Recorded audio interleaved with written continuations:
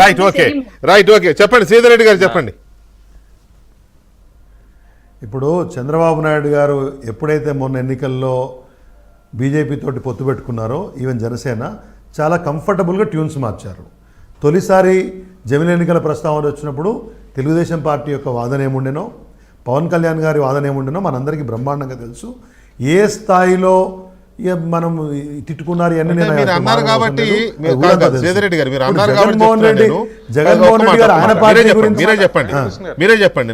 మీరు అన్నారు కాబట్టి చెప్తున్నా, చంద్రబాబు నాయుడు గారు ఎలక్షన్లో పదే పదే రావడం మంచిది కాదు, పెద్ద నోట్ల విషయంలో ఎలాగైతే ఉండిందో ఆయన స్టాండ్, ఈ ఎలక్షన్లో కూడా పదే పదే రాకూడదు అని చెప్పి ఆయన కూడా మొదటి నుంచి ఇదే ఒక స్టాండ్ ఉంది. అలాగని చెప్పి జమిలియా అట్లనా ఇట్లనా లేదు, కానీ మొత్తం మీద అయితే ఈ పదే పదే ఎలక్షన్స్ ఆయన వ్యతిరేకిస్తూ వస్తున్నారు. నేను మీకు చాలా కాన్ఫిడెంట్గా చెప్పగలను, జమిలి ఎన్నికల విషయంలో జేఎస్పీ గారు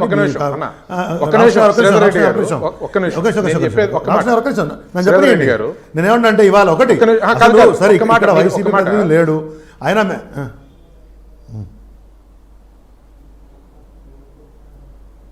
నేనేమంటున్నానంటే 2004లోనే మేము రెండు ఎన్నికలు కలిసి వెళ్ళాలి అనేటువంటిది 2004లోనే భావించాం. మీరు చూడండి సార్ ఒకసారి, నేను చెప్పేది 2004లో కూడా రెండు ఎన్నికల్ని కలిపి పెట్టాం. అంటే కలిసి అంటే నేనేమన్నానంటే ఎన్నికలు అనేవి పదే పదే రాకూడదు, రాని వల్ల ఇబ్బందులు వస్తాయని నమ్మేటువంటి పార్టీ తెలుగుదేశం. తెలుగు రాష్ట్రాలకు అట్నే ఉండాలి, కేంద్రంలో ఉన్నటువంటి తెలుగు రాష్ట్రాలకు అలాగే ఉండే, వాస్తవానికి తెలుగు రాష్ట్రాలకు అలాగే ఉండే.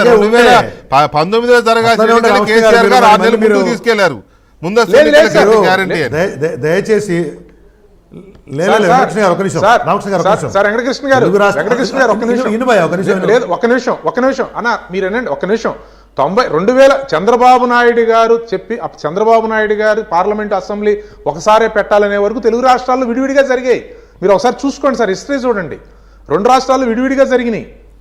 అప్పుడు దాకా ఇప్పుడు మీకు చూస్తే అప్పుడు దాకా విడివిడిగా జరిగినాయి. దాని తర్వాత కదా 99లో కదా జరిగిందని మీకు తర్వాత చూసుకోండి. మీరు విడివిడిగా జరిగి అంత ముందంతా కూడా ఎలక్షన్స్ అది దానికి అలా తీసుకురావాలని దాని తర్వాత కూడా ముందస్తు వెళ్ళినప్పుడు కూడా కేంద్ర ప్రభుత్వాన్ని ఒప్పించడం జరిగింది ఆనాడు. అదే కేంద్ర ప్రభుత్వాన్ని వాజ్పేయి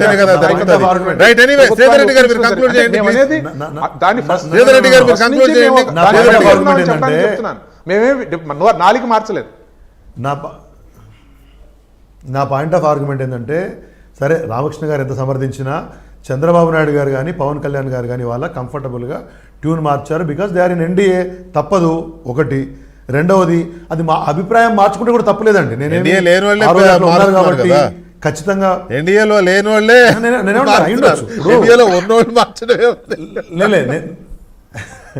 నేనేమన్నా అభిప్రాయం మార్చుకుంటే, ఇప్పుడు రాజకీయ పార్టీగా వాళ్ళు చర్చ చేసి లేదు ఇవాళ ఈ ప్రభుత్వం ఇట్లా అనుకుంటుంది, కేంద్ర ప్రభుత్వం మనం ఇట్లా ఉంటే బాగానే ఉంటుంది అనుకుంటే తప్పే, దే ఆర్ ఎట్ లిబర్టీ.